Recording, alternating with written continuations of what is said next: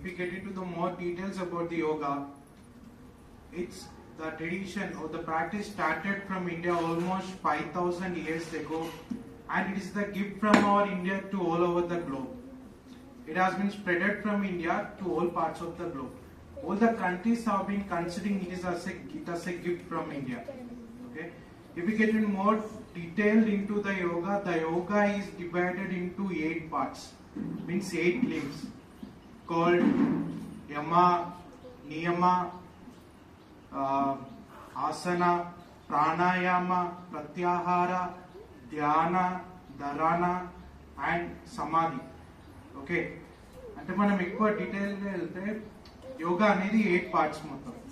First ఏంటంటే యమ అంటే ట్రూత్ఫుల్గా ఉండడం, okay, non violence, okay, in a peaceful manner ఉండడాన్ని యమ అంటారు.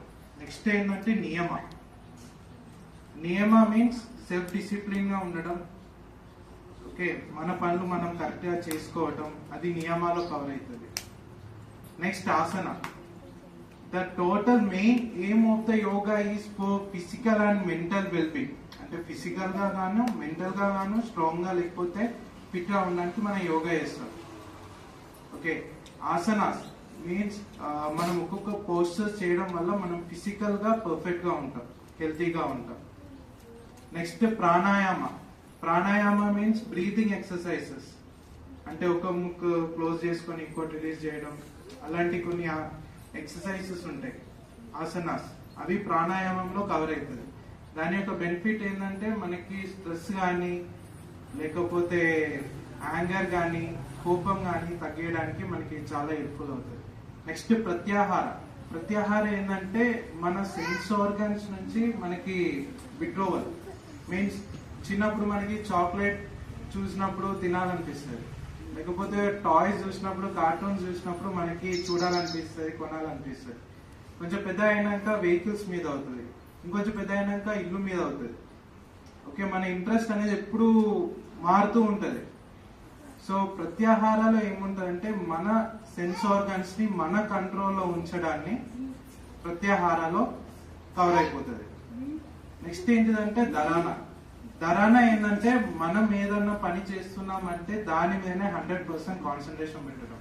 మీరు ఇప్పుడు చదువుతున్నారు, చదివేటప్పుడు పక్కనే టీవీ వాయిస్ వచ్చింది, లేకపోతే ఫ్రెండ్స్ ఎవరైనా బయటకు వెళ్దామని చెప్పారు, మీరు అదేం పట్టించుకోకుండా మీరు చదవడంలో మాత్రమే 100% కాన్సన్ట్రేషన్ పెడితే అది ధరానా.